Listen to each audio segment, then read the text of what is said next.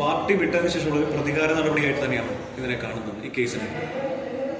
ആണല്ലോ, പാർട്ടി വിട്ടതിന് ശേഷം അവർ നിരന്തരമായി എനിക്കെതിരെ ആരോപണങ്ങളാണല്ലോ ചൊരിഞ്ഞുകൊണ്ടിരിക്കുന്നത്. അപ്പോൾ ആദ്യം കേസ് കൊടുത്തു, അത് ഞാൻ DSP ആയിട്ട് ബന്ധപ്പെട്ട് കാര്യമില്ലെന്ന് കണ്ടതിൻ്റെ ഭാഗമായിട്ട് അദ്ദേഹം പിന്നെ ഒരു അഭിപ്രായം പറഞ്ഞില്ല. അതിനുശേഷം വീണ്ടും ലോക്കൽ കമ്മിറ്റി സെക്രട്ടറിമാരെ കൊണ്ട് കേസ് കൊടുത്തു എന്നാണ് ഞാൻ അറിയാൻ കഴിഞ്ഞത്. പക്ഷേ എൻ്റെ അടുത്ത് സ്റ്റേഷൻ CI വിളിച്ച് ചോദിക്കുകയോ എന്നോട് എന്തെങ്കിലും അഭിപ്രായം ചോദിക്കുകയോ ഇങ്ങനെ ഒരു കേസ് വന്നിട്ടുണ്ടെന്ന് പറയുകയോ ഒന്നും ചെയ്തിട്ടില്ല. ഇന്നലെ ഞാൻ ചാനലിൽ കൂടിയാണ് അറിയുന്നത് എനിക്ക് എതിരെ ജാമ്യമില്ലാത്ത വകുപ്പിട്ട് കേസെടുത്തു എന്ന് ഞാൻ അറിയുന്നത്. അതുമായിട്ട് ബന്ധപ്പെട്ട് പിന്നെ മുമ്പോട്ട് പോവുകയും ഇന്നിപ്പോൾ രാവിലെ മുൻകൂർ ജാമ്യത്തിന് അപേക്ഷ കൊടുക്കുകയും ചെയ്തിട്ടുണ്ട്. എന്നാൽ എനിക്ക് പരിചയമുള്ള പല പോലീസ് ഓഫീസർമാരും എൻ്റെ അടുത്ത് വിളിച്ചു പറഞ്ഞത് അത് ഹൈക്കോടതി കൊടുത്ത് നെഗോഷ്യബിൾ ചെയ്ത് കളയാനുള്ള കേസ് മാത്രമേ ഉള്ളൂ എന്നുള്ളതാണ് പറഞ്ഞിട്ടുള്ളത്. അപ്പോൾ ഇതെല്ലാം പ്രതികാര നടപടി അല്ലാതെ പിന്നെ നമുക്ക് എന്താണ് എന്ന് പറയാനായിട്ട് പറ്റുമോ? അപ്പോൾ CPM വിട്ടുവരുന്നവരെ ഇങ്ങനെ മാനസികമായി പീഡിപ്പിക്കുക, തിരിച്ചു മറുലേറ്റിക്ക് തന്നെ എത്തിക്കുക എന്നൊരു സമീപനം. ഞാനും കൂടെ ഉണ്ടായിരുന്ന ഒരു പാർട്ടിയാണല്ലോ, നമുക്കിത് അറിയാവുന്ന കാര്യങ്ങൾ. ഞാൻ നേരത്തെ പറഞ്ഞാണ് CPM വിട്ടുവരുന്നവരെ ഉദ്ധരിക്കുക എന്നല്ല, മറ്റുള്ള പാർട്ടികളിൽ നിന്ന് വരുന്നവരെ സംരക്ഷിച്ച് അവർക്ക് പ്രത്യേകമായ സ്ഥാനമാനങ്ങൾ കൊടുത്ത് അവരെ കൂടെ നിർത്തുക എന്നൊരു സമീപനമാണ് CPM എടുത്തിട്ടുള്ളത്. പക്ഷേ അതുമായിട്ട് ബന്ധപ്പെട്ട് ആ പഴയ ഒരു CPM കാലഘട്ടമല്ല ഇന്ന് കേരളത്തിലുള്ള CPM. അപ്പോൾ ഈ പോലീസ് സംവിധാനങ്ങൾ ഉപയോഗിച്ചുകൊണ്ട് ഈ തുക തട്ടിയെടുത്തു എന്നുള്ള രീതിയിലൊരു തട്ടിപ്പ് പരാതി എന്ന രീതിയിൽ അത്തരത്തിൽ ഈ ഒരു പ്രശ്നത്തെ വേറെ അർത്ഥത്തിലേക്ക് കൊണ്ടുപോകാനും താങ്കളെ അറസ്റ്റിലേക്ക് കൊണ്ടുപോകാനുള്ള പരിപാടിയിലേക്കാണ് ഇപ്പോൾ CPM നീക്കുന്നത്. അതാണ് നിയമം. ഭരണസ്വാധീനം ഉപയോഗിച്ച് ഏതെങ്കിലും രീതിയിൽ എന്നെ ഒന്ന് അറസ്റ്റ് ചെയ്യും, അതാണ് അവർ കാണുന്നത്. അല്ലെങ്കിൽ ഇല്ല കഥ പറഞ്ഞിട്ട് ഞാനൊരു കേസ് കൊടുക്കേണ്ട ഒരു കാര്യമില്ലല്ലോ. ഞാൻ DSPയുടെ അടുത്ത് തന്നെ പറഞ്ഞതാണ്, ഞാനൊരു രൂപ വിളിച്ചിട്ടില്ല. ഇദ്ദേഹം വിളിച്ചുകൊണ്ടാണ് ഞാനിവിടെ വന്നത്. ഇദ്ദേഹത്തിന് തിരക്കാം. ഞാൻ മംഗലാപുരം ഏരിയയിൽ നിന്ന് എൻ്റെ കൈപ്പിടിയിൽ എഴുതി 1 രൂപ ഞാൻ പിരിച്ചിട്ടുണ്ടെങ്കിൽ അത് ഞാൻ കൊടുക്കാൻ തയ്യാറാണ്. അതിന് സമാധാനം പറയാൻ ഞാൻ തയ്യാറാണ്. അപ്പോൾ ഇതെല്ലാം പറയുമ്പോഴും വീണ്ടും വീണ്ടും അവർ വലിയ ആരോപണങ്ങൾ പറഞ്ഞത് എനിക്കെതിരായിട്ട് ഞാൻ CPM വിട്ട ഉടനെ കോടികൾ ഞാൻ കൊണ്ടുപോയി. ഞാൻ പറഞ്ഞല്ലോ, തിരുവനന്തപുരം ജില്ലയിൽ 27 ലക്ഷം രൂപ ബാലൻസ് ഉള്ള ഒരു പാർട്ടി ഏരിയ കമ്മിറ്റി ഇന്ന് തിരുവനന്തപുരം ജില്ലയിൽ കേരളത്തിലുണ്ടാവുമെന്ന് എനിക്ക് തോന്നുന്നില്ല. ഏറ്റവും പെട്ടെന്ന് പുതുതായി വന്ന ഒരു പാർട്ടി ഏരിയ കമ്മിറ്റിയാണ് മംഗലപുരം. ആ ഏരിയ കമ്മിറ്റി വന്നിട്ട് 6 കൊല്ലമേ ആയിട്ടുണ്ട്. വർഷങ്ങളായി ഇവിടെ നിൽക്കുന്ന ചില ഏരിയ കമ്മിറ്റികളുണ്ട്. അവർക്ക് സ്വന്തമായി ഭൂമിയില്ല, സ്വന്തമായി ആഫീസില്ല. അങ്ങനെ നിരവധി ആഫീസുകൾ ഇന്ന് കേരളത്തിലുണ്ട്. ആ സ്ഥാനത്ത് കഴിഞ്ഞ കാലഘട്ടത്തിന് ശേഷം, സമ്മേളന കാലഘട്ടത്തിന് ശേഷം 6 മാസം കൊണ്ട് അതിമനോഹരമായ ഒരു ആഫീസ് സ്വന്തം സ്ഥലം വാങ്ങി പൂർത്തീകരിച്ചൊരു പാർട്ടി ഏരിയ സെക്രട്ടറിയാണ്.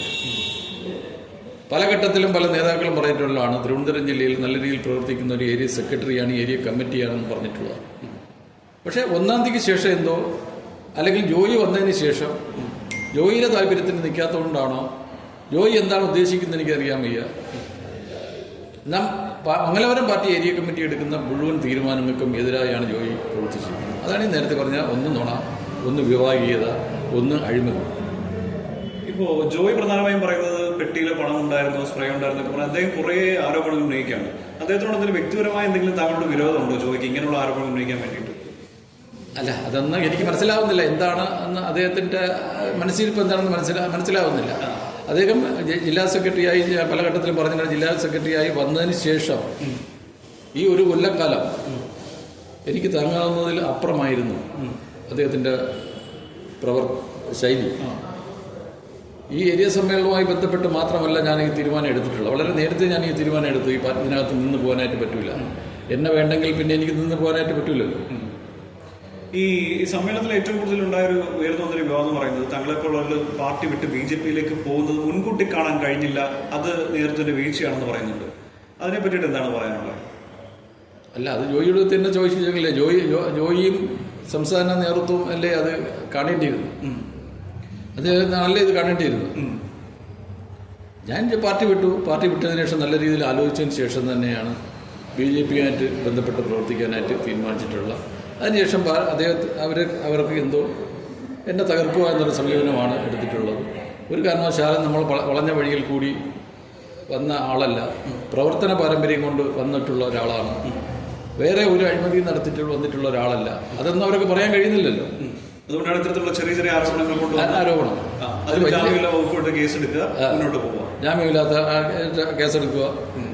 അതുമായിട്ട് ബന്ധപ്പെട്ട് ഇനിയും ഞാൻ പ്രതീക്ഷിക്കുന്നുണ്ട്.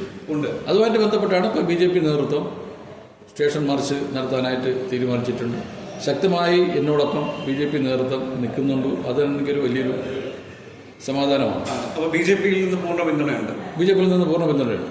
മുൻകൂർ ജാമ്യം തേടാനുള്ള എന്തെങ്കിലും ശ്രമിക്കുന്നുണ്ടോ? മുൻകൂർ ജാമ്യം തേടാനായിട്ട് കൊടുത്തു കഴിഞ്ഞു. മുൻകൂർ ജാമ്യത്തിന് വേണ്ടി കൊടുത്തു കഴിഞ്ഞു. അപ്പോൾ അവർ പോകുന്നതിൻ്റെ പിറകെ നമുക്ക് പോകാതിരിക്കാൻ പറ്റൂല.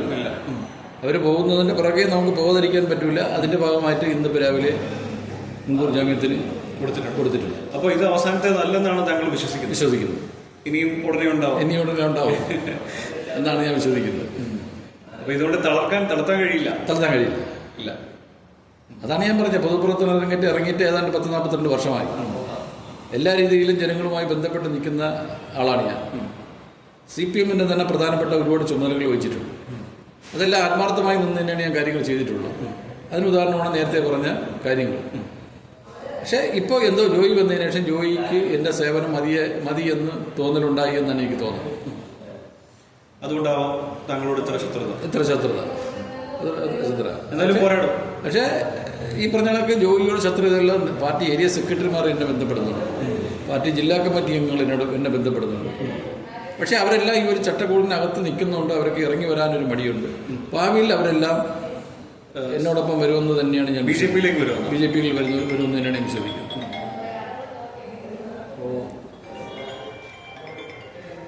അതിനൊപ്പം തന്നെ ഈ മംഗലപുരം ഏരിയയിലെ CPM-ന്റെ അവസ്ഥ ഇപ്പോൾ എങ്ങനെയാണ് താങ്കൾ മാറിയതിനു ശേഷം? വളരെ ദയനീയ അവസ്ഥയാണ്. നാഥനില്ലാത്ത അവസ്ഥയിലാണ് മംഗലപുരം ഏരിയ കമ്മിറ്റി പോയിക്കൊണ്ടിരിക്കുന്നത്. താങ്കളെ സഹകൾ വിളിക്കാറുണ്ട്, കാര്യങ്ങൾ പറയാറുണ്ട്, ചോദിക്കാറുണ്ട്. പോയത് കഷ്ടമായി പോയി എന്ന് പറയുന്നവരുണ്ട്. പാർട്ടി ലോക്കൽ കമ്മിറ്റി സെക്രട്ടറിമാർ എന്നെ വിളിച്ചിട്ടുണ്ട്. ഒരു നേതൃപാടവത്തിന്റെ കുറവ്, അല്ലെങ്കിൽ അത്രയും പെട്ടെന്ന് ഒരു വലിയ ലെവലിലേക്ക് കൊണ്ടുപോയി പിന്നീട് ഈ പറയുന്നത് പോലെ നാഥനില്ല കളരിയായിട്ട് മാറും ചെയ്യുന്ന ഒരു അവസ്ഥയിലേക്ക് CPM എത്തിരിക്കുകയാണ്, ഏരിയ കമ്മിറ്റി എത്തിരിക്കുകയാണ്. ഇപ്പോ ഇതിനെ സഖാക്കൾ ഏത് രീതിയിലാണ് കാണുന്നത്? സഖാക്കളല്ല, നിസ്സഹായരാണ്. അവർക്ക് എന്ത് ചെയ്യാൻ കഴിയും? പാർട്ടി മെമ്പർമാർക്ക് എന്ത് ചെയ്യാൻ കഴിയും? ഇതുപോലൊരു ജില്ലാ സെക്രട്ടറി ഇത്തരത്തിൽ പ്രവർത്തിച്ചാൽ പാർട്ടി പ്രവർത്തകർക്ക് അതെല്ലാം വരും കാലഘട്ടത്തിൽ പാർട്ടി നേതൃത്വത്തിന് മനസ്സിലാവുമെന്നാണ് ഞാൻ വിശ്വസിക്കുന്നത്. വരാൻ പോണ ത്രിതല പഞ്ചായത്ത് തെരഞ്ഞെടുപ്പിൽ, അസംബ്ലി ഇലക്ഷൻ, അതെല്ലാം അവർക്ക് വലിയ തിരിച്ചടി നേരിടുമെന്ന് തന്നെയാണ് എനിക്ക് പ്രതീക്ഷ തോന്നുന്നത്. വരാൻ പോകുന്ന തെരഞ്ഞെടുപ്പിൽ കാര്യമായ ഒരു CPM-ൽ നിന്ന് വോട്ട് പിന്മാറ്റം ഉണ്ടാവും.